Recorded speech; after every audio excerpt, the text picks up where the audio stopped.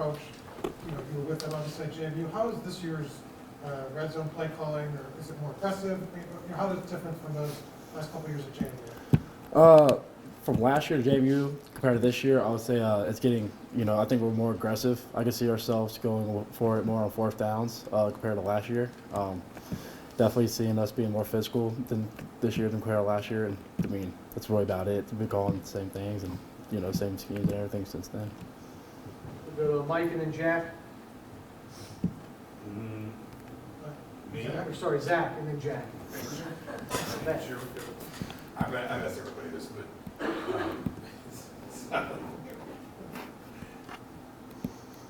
you guys have talked since the beginning of the season about just the standards you've held yourselves to, the ambitions you've had, the belief that this team could be basically on this kind of stage, playing in the playoff, playing for a national championship.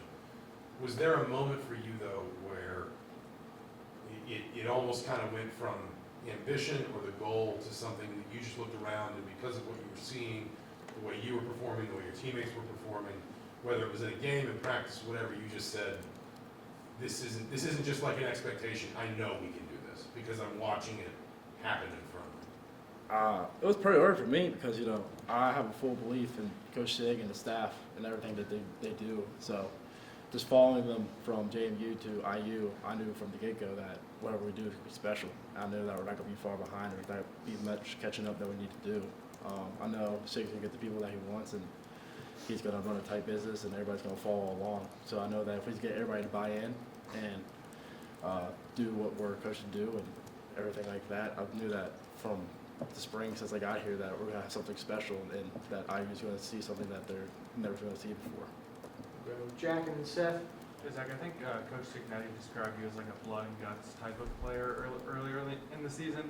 When do you think you kind of acquired those traits in your game, and where do you think that comes from? I've been playing the same way since I've been able to play. I would just say it came from, I guess, my family, me, how I was raised and everything I was taught.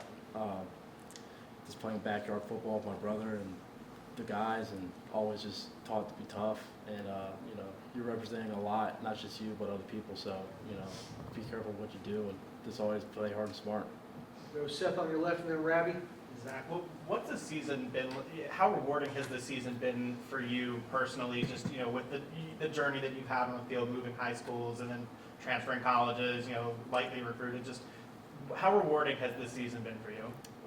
It's been pretty fun and rewarding. I mean, like you said, I transferred to high schools and transferred to college, and I was under recruited from high school. And so for me to be able to be at the stage and my senior year to be at playing for the college football playoffs is just such a special thing to be a part of. So I'm glad to be where I'm at right now, and it's truly been a blessing. And I'll never take it for granted.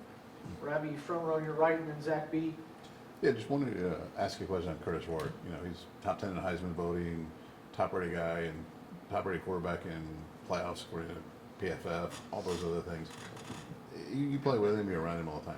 What are the things that we don't see that make him as consistently good as he is?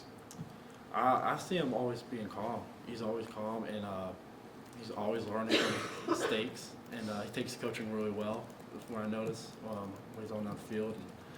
And, he's a great guy, too. He's just a good leader all around. He's always encouraging us, always picking up the energy. So, he makes a lot of plays for us, but even when he's out in the field, he does a lot for us, and he's always keeping us confident and being a great leader. Go Zach B on your right, and then Colin. Zach, assuming your family will be there, how special will it be to play in the college football playoff with your family in the stands? I mean, they haven't missed a game since this whole beginning of the season, and even when I was at JMU. So I'm grateful for them. I'm glad that they're still healthy and be able to move like they are and still be able to travel. And for them to travel to, Notre Dame and play at Touchdown Jesus, it's just a special, thing. So for my parents to be there for this whole season means a lot to me. Colin on your right, and then Todd. Both Justice and Jalen, who were just in here, mentioned you specifically, both with the offense and defense, helping them out in practice. How does that, what does it mean to you to have that effect on your fellow teammates and getting ready for this playoff game? I mean, that's what our whole team does. That's what we just all make each other better. I mean, it's hard to block our defense, and I tell them that I hope I make you better by me trying to block them. So that's what we've always been preaching since the beginning of the season, just try to make each other better, and that when we go out there Saturday or Friday, we can just play to the best of our ability. Todd and then Daniel. Zach, Notre Dame's good at forcing turnovers. How much have you guys emphasized ball security during practice this week? And what do you do to just kind of, it's always important, but how do you kind of reemphasize it in the game?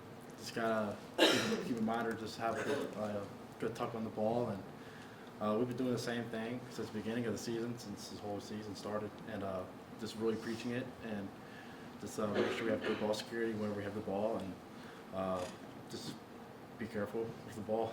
We've just been doing the same thing, I would say. Daniel, then Sabrina.